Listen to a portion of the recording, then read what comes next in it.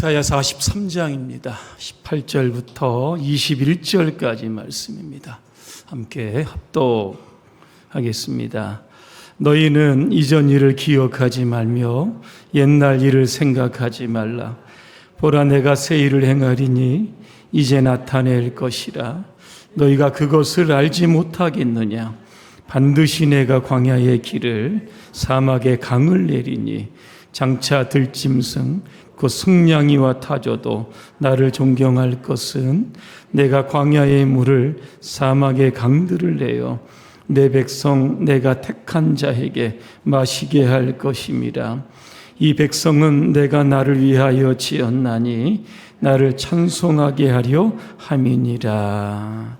아멘. 새 일을 행하시는 하나님이라고 한 주제로 말씀을 드리겠습니다. 설계는 수리과에 속하는 육식조입니다.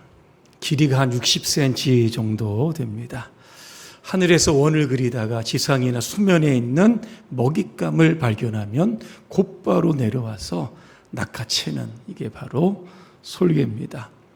솔개는 장수의 조류로 알려져 있습니다. 하지만 모든 솔개가 장수하는 것은 아닙니다. 생애 중반쯤 살게 되면 반드시 선택의 기회가 옵니다. 그냥 이대로 죽을 것인가, 아니면 자신을 탈바꿈해서 새로운 삶으로 인생의 후반전을 시작할 것인가, 결단의 시간이 오게 된다는 겁니다. 이제 인생의 후반전을 멋있게 비상하기 위한 솔개들은 6개월간에 걸쳐서 고통스러운 그러한 시간을 보내야 하는 겁니다. 여러분 아마 영상에 보셨을 겁니다. 긴 부리를 바위에 쪼아서 깨트려야 합니다. 그리고 낡은 발톱도 다 뽑아내야 되고 몸에 있었던 오래된 무거운 털도 다 뽑아내야 되는 겁니다. 자신을 다 바꾸지 않으면 인생 후반전을 살아갈 수 없는 겁니다. 우리의 인생도 마찬가지입니다. 이대로 살다가 끝날 것인가, 아니면 지금은 고통스럽더라도 변화와 개혁을 통해서 새로운 미래를 향해서 비상할 것인가를 결단해야 하는 겁니다. 이 지브라시라고 하는 법칙이 있습니다. 사람의 이름인데요. 이 사람이 미국의 여러 대기업, 중소, 작은 기업들을 한번 조사를 해보았다고 합니다. 내용은 이겁니다. 기업이 얼마나 성장하느냐는 현재 기업의 규모와 전혀 관계가 없다는 겁니다. 지금 덩치가 크고 잘 나가는 대기업이라도 앞으로도 잘 나가리라고 하는 보장이 없다는 겁니다. 그래서 이분 이런 이야기를 합니다. 대기업이나 중소기업이나 생존율은 똑같다. 이게 지브라시의 법칙입니다. 자, 기업의 덩치와 관계없이 오래 장수할 수 있는 기업이 무엇인가? 그 특징이 있는데 물처럼 유연한 적응력이다. 이런 이야기를 합니다. 경제 상황, 시장의 변화를 따라잡지 못하고 과거의 낡은 습관, 제도, 전통에 얽매이게 되면 결국 그 기업은 아무리 크다라고 할지라도 살아남지 못한다라고 하는 겁니다. 그래서 언제든지 기회가 주어지는 겁니다. 개인이든 기업이든 교회든 솔개처럼 선택하고 결단할 때가 오는 겁니다. 마태복음 9장 17절에 보니까 이런 말씀이 있습니다. 새 포도주를 낡은 가죽 부대에 넣지 아니하나니 그렇게 하면 부대가 터져 포도주도 쏟아지고 부대도 버리게 됩니다. 새 포도주는 새 부대에 담아야 둘이 다 보존된다. 그렇게 말씀합니다.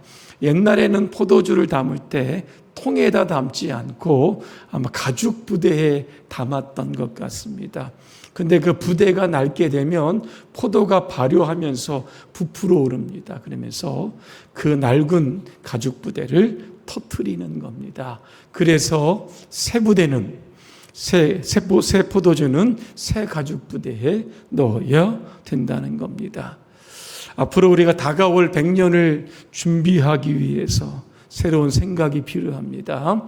새로운 선택이 필요하고 새로운 결단이 필요한 겁니다. 그래서 우리 교회가 이제 100년을 넘어서 200년을 향해서 힘차게 오늘 설계처럼 비상해야 될 줄로 믿습니다. 오늘 우리 교회가 설립 100주년입니다. 100년 된 교회가 그렇게 많지 않습니다. 대구에. 자, 지나온 100년은 은혜의 100년이었습니다. 기도하신 대로 에베네셀의 하나님께서 여기까지 인도해 주신 줄로 믿습니다. 지난 100년간의 우리 봉산교회사, 앞으로 책이 나오겠지만 아주 짤막하게 요약해드리면 이렇게 됩니다. 박형수 목사님께서 1923년에 총회회의에 참석하게 됩니다. 총회회의에서 대구에 성결교회가 없으니까 성결교회를 세우자, 그렇게 결의가 된 겁니다. 그래서 1923년입니다. 6월 26일입니다. 바로 내일입니다. 대구부 덕산정 86번지에 소재하는 일본인 가옥 7평을 월세로 얻어서 지금의 교회가 처음 시작이 됐던 겁니다. 그래서 제1대가 박형수 목사님이 되시고 류정희 전도사님이 전도사로 사역을 합니다. 2대 목사님은 김규호 목사님, 3대 목사님은 박형규 목사님이십니다. 그리고 유일하게 제4대와 7대 담임을 하신 강시영 목사님이 계십니다. 고 강병두 장로님의 아버님이시고 오늘 예배 참석하셨던 강영존 집사님의 조부가 되시는 겁니다.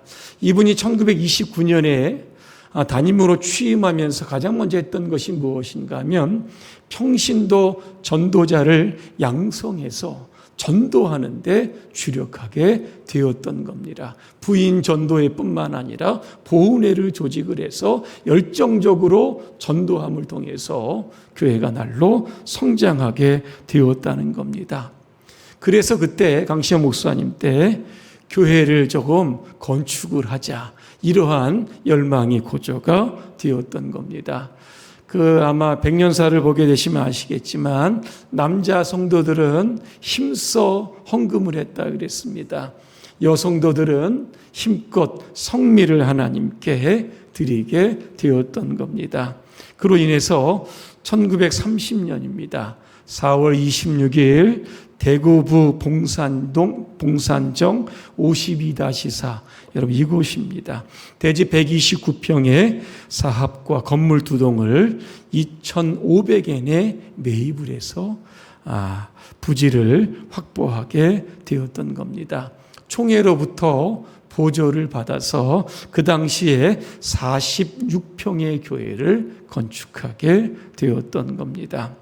그리고 나서 1935년에 우리 윤성기 집사님의 장로 장립식이 거행되게 됐다는 겁니다. 우리 윤재곤 장로님의 조부가 되십니다. 1943년입니다. 12월 29일에는 일제의회에서 우리 성결교회가 강제 해산령이 내리게 됩니다. 그래서 교회의 문이 닫히게 됩니다. 1945년 8월 10일입니다. 조국의 광복을 맞이해서 9월에 교회의 문이 다시 열리게 되었던 겁니다. 1950년 6월 25일 동족 상잔에 비극이 있었던 겁니다. 그때 수많은 피난민들이 남으로 내려왔다고 합니다. 그때 우리 교회가 피난민들을 위해서 구호 물품을 전달을 하고 그들을 따뜻하게 돌보아 주었던 겁니다. 1967년 12월 18일입니다. 오후에 축하 영상에도 좀 나오겠지만 우리 홍순우 목사님께서 취임을 하시면서 교회를 또 새롭게 신축을 하시게 되는 겁니다. 이 교회 건축한다는 거 그 당시 굉장히 어려운 일입니다. 그런데 내용을 이렇게 보니까 심지어 어린 유년부 학생들까지도 벽돌 한 장을 마련한다는 심정으로 저금통에 푼돈을 모아 바쳤다 그랬습니다. 그래서 1974년 9월 1일에 입당 예배를 했던 겁니다. 지금의 교회가 그때 세워진 겁니다. 지금 리모델링이 돼서 아름답게 되어진 교회입니다. 그 이후에 제14대 송기식 목사님 소천하셨습니다. 15대 우리 유현창 목사님, 또 올로 목사님 소천하시고, 16대는 우리 김종우 목사님입니다. 축하 영상에도 보실 텐데 부평 제1교회를 담임하고 계시고 내년쯤 은퇴를 하신다고 합니다. 17대는 우리 강진 아름다운 교회 우리 박재규 목사님 또 여기에 시무하셨던 겁니다. 지난 100년의 한국의 역사가 쉽지 않았습니다. 여기 계신 분들은 누구나 다 공감하고 아마 피부로 느꼈던 고난과 가난과 고통의 세월이었을 겁니다. 그 고난을 이겨내면서 끝까지 우리 봉산교회를 지켜냈다는 겁니다. 그래서 지난 100년 동안 교회에 수고하신 우리 모든 분들에게 진심으로 감사를 드립니다. 그리고 많은 분들이 하늘나라에 지금 계십니다. 아마 오늘 우리 예배를 여러분 보고 계시다고 하면 그분들에게도 너무 감사했다고 감사 인사를 드리고 싶습니다. 이제는 우리 교회가 지난 100년의 역사를 디딤돌로 삼아서 다가올 100년의 역사를 향해서 힘차게 나아가야 할 때인 줄로 믿습니다. 오늘 본문의 배경을 잠시 말씀을 드리겠습니다. 이스라엘의 BC 587년에 바벨론에 의해서 멸망이 됩니다. 그리고 바벨론의 포로로 끌려가게 되었던 겁니다. 70년의 바벨론의 생활 아마 그리 쉽지 않았을 겁니다. 많이 힘들고 어려웠을 겁니다. 언제 고향으로 돌아가나 매일 저녁마다 아마 울었을 겁니다.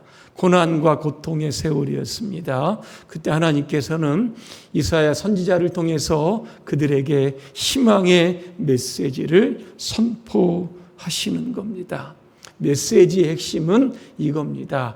이스라엘 백성들이 바벨론에서 70년의 포로가 끝나게 되면 예루살렘으로 돌아가게 될 것이다 하는 겁니다. 오늘 말씀을 통해서 우리 교회가 이제 앞으로 다가올 100년을 향해서 여러분 나아갑니다. 어떤 마음으로 어떤 자세로 나가야 될지 오늘 말씀을 드립니다. 첫째로 우리는 과거에 얽매이지 말아야 합니다. 우리가 과거에 얽매이면 앞으로 나아갈 수 없습니다. 18절에 보니까 너희는 이전 일을 기억하지 말며 옛날 일을 생각하지 말라 그랬습니다. 이전 일은 뭐고 옛날 일은 무엇입니까? 이게 여러분 같은 건데요. 우리가 오늘 읽지 않았지만 이사야서 43장 17절입니다. 제가 한번 읽어드립니다. 이집트의 막강한 군대와 그 모든 전차와 말을 바닷속으로 끌어들여 송두리째 엎어버리고 그들을 다시는 일어나지 못하게 하여 등불을 끄듯이 그들을 완전히 소멸하였다. 이전 일, 옛날 일은 출애굽의 역사입니다. 430년 동안 이스라엘은 애굽의 노예였습니다. 하나님의 은혜로 해방이 됩니다. 그리고 홍해를 건너야 되는데 홍해물이 출렁출렁합니다. 여러분 어떻게 건넜습니까? 하나님께서 기적을 베푸셨던 겁니다. 홍해 바닷가 안에 길을 내셨습니다. 그 길을 통하여 200만이 넘는 이스라엘 백성들이 그곳을 안전하게 통과하게 되었던 겁니다. 그런데 이스라엘을 추격했던 애굽의 군사들 제가 읽어드렸던 것처럼 홍해 바다에 다 수장되어 죽었다라고 하는 겁니다. 여러분 이런 일들은 우리가 계속 상기해야 되는 거 아닙니까? 기억해야 되는데 왜 이런 일을 기억하지 말라고 하실까? 이유가 있습니다. 상당히 반어적인 의미가 여기에 담겨져 있는데 이겁니다. 자, 바벨론에서 포로 생활을 합니다. 얼마나 힘들겠습니까? 그때 출애굽의 사건을 기억을 하면서 하나님에 대한 희망을 가진 게 아닙니다. 이들이 어떤 생각을 했냐면 이겁니다.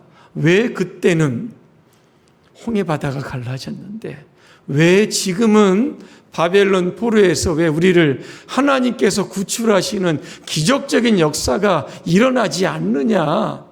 하나님을 의심하고 자조하고 탄식하고 비관하는 일이 일어나게 되었다는 겁니다. 그래서 옛날 일이나 이전 일을 기억하지 말라고 하는 것은 그렇게 한탄하면서 자포자기에 빠지지 말아라라고 하는 겁니다. 이제 곧 하나님의 대반전의 역사가 일어나게 될 것이라고 하는 겁니다. 그 일을 기대하라는 겁니다. 예수께서 이렇게 말씀하십니다. 손에 쟁기를 잡고 뒤를 돌아보는 자는 하나님의 나라에 합당하지 않다 그랬습니다. 여러분, 쟁기를 갖고 밭을 가려고 하면 앞을 봐야 되는데 뒤를 보면 여러분 잘 갈 수 있겠습니까? 이게 불가능한 겁니다. 오늘 한 노인이 길을 가다가 쓰러져 돌아가셨습니다. 사람들은 그 이유를 몰랐습니다. 그런데 어떤 분이 그 노인의 죽음의 이유를 이렇게 설명을 합니다. 이 노인이 길을 가는데 쇠로 된 지팡이를 쥐고 갔다는 겁니다. 천둥이 딱 치면서 결국 벼락을 맞아 돌아가셨다는 겁니다. 자, 우리가 그동안 익숙했던 것 이거 버리지 못합니다. 미련 때문에 버리지 못합니다. 마치 오늘 쇠 지팡이를 짚고 있는 것처럼 여전히 이거 붙들고 있다라고 하는 겁니다. 버리면 사는 거고 버리면 새로워지는 것인데 여전히 과거에 우리가 매여 있으면 새로운 것들을 붙들지 못하게 되는 겁니다. 쇠 지팡이를 버려야 더 좋은 지팡이를 우리가 여러분 붙들 수 있지 않겠습니까? 다가올 100년을 우리가 준비하면서 지난 100년의 역사를 우리가 교훈으로 삼되 과거에 묶여 있지 마시고 미래를 향해서 여러분 힘있게 나아가시길 바랍니다. 두 번째, 우리는 하나님께서 우리 봉산교회를 통해서 행하실 새로운 일을 기대해야 하는 겁니다. 이스라엘 백성들이 바벨론 70년의 포로에서 고향으로 돌아간다. 하나님 말씀하셨습니다. 그런데 그 일을 어떻게 성취하시냐면 두 가지로 성취를 하십니다. 첫째, 광야에 길을 내신다 그랬습니다. 광야는 사람이 살지 못하는 곳입니다. 또 하나, 광야는 길이 없습니다. 그래서 광야에 사람이 갇히면 방향을 찾지 못하기 때문에 100% 죽는 겁니다. 그래서 사람들은 광야길을 갈 때 비둘기 한 마리를 이렇게 손에다 묶어가지고 품에 안고 그렇게 갔다고 합니다. 왜? 방향을 잃으면 비둘기를 날리는 겁니다. 비둘기는 본능적으로 자기 집 쪽을 향해서 날아가기 때문에 그러는 겁니다. 자, 바벨론 포로기에 있었던 이스라엘 백성들 삶이 캄캄합니다. 앞이 보이지도 않고 길도 안 보이고 살 길도 보이지 않습니다. 이 삶 자체가 이런 광야가 아니겠습니까? 그런데 하나님께서 그 광야에 길을 내신다는 겁니다. 그래서 이스라엘 백성들이 바벨론에서 예루살렘까지 약 1500km입니다. 너무나 먼 길 아니겠습니까? 근데 앞서 가셔서 그 길을 내심으로 말미암아 이스라엘 백성들을 예루살렘으로 돌아오게 하시겠다는 겁니다. 두 번째, 하나님은 사막에 강을 내십니다. 여러분, 사막이 왜 사막이 됩니까? 비가 내리지 않으면 사막이 되는 겁니다. 자, 사막에 강을 내시겠다는 것은 하나님께서 이른 비와 늦은 비, 때로는 장대비와 소나기를 통해서 사막을 옥토로 바꾸시겠다라고 하는 뜻이 담겨져 있는 겁니다. 사막이 옥토가 되면 생명체가 살아가게 됩니다. 오늘 성경에 보니까 들짐승, 승냥이와 타조가 하나님을 존경하게 된다. 앞으로 바벨론에서 예루살렘으로 돌아오는 길이 굉장히 긴 여정입니다. 그 길 가운데 사막에 강을 내셔서 그것을 먹고 안전하게 돌아가게 하신다라고 하는 겁니다. 왜 하나님은 이스라엘 백성들에게 이러한 새 일을 행하게 하실까? 21절에 보니까 그 답이 나옵니다. 이 백성은 내가 나를 위하여 지었나니 나를 찬송하게 하려 합니다. 그랬습니다. 이스라엘 행하신 모든 역사를 통해서 궁극적으로 하나님께 영광 돌리며 살아라, 이런 뜻이 담겨져 있습니다. 결론입니다. 코로나19 그동안 약 3년 4개월 만에 끝났습니다. 그럼에도 불구하고 한국교회가 제가 이렇게 얘기도 많이 들어보고 또 교회도 여러 교회 참석하다 보니까 많이 위축이 되어 있습니다. 그 이유가 왜일까 이렇게 보니까 3년 4개월이라고 하는 시간이 우리의 신앙을 너무나 편하게 만들었던 겁니다. 그래서 잘 안 만나려고도 합니다. 만나는 것들을 굉장히 부담스러워 하려고 합니다. 교회 봉사하는 것조차도 이미 편해졌기 때문에 이게 일을 하기 싫어지게 되는 겁니다. 한마디로 교회 역동성이 조금 많이 떨어지는 겁니다. 또 하나 저는 말씀을 드렸지만 국민일보에 보니까 2030년입니다. 앞으로 얼마 남지 않았습니다. 한국 교회 학교 90%가 사라진다는 통계가 나왔습니다. 우리 대구 지방에도 교회 학교가 없는 교회가 42개 교회 중에서 한 30교회 이상이 없습니다. 예전에는 개척교회, 작은 교회가 어린아이들을 중심으로 그렇게 시작을 했는데 그것조차도 없습니다. 왜입니까? 애들이 없습니다. 다음 세대가 없고 한국교회 안에 이제 노인들만 가득하게 될 것이다. 이게 앞으로 국민일보의 전망이었던 겁니다. 그런데 이 이야기가 다른 교회 이야기 아니라 바로 우리 교회의 이야기다라고 하는 겁니다.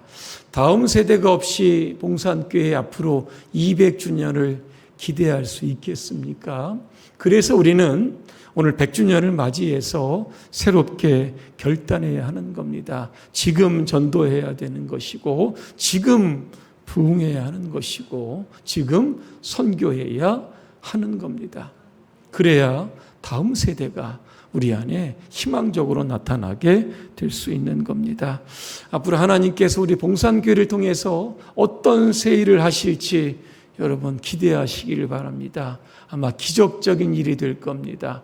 광야의 길을, 사막의 강을 내시는 그런 하나님의 위대한 역사가 앞으로 이제 101주년을 향하여 나아가는 우리 봉산교회에 함께 하시기를 주님의 이름으로 축원합니다. 기도하겠습니다.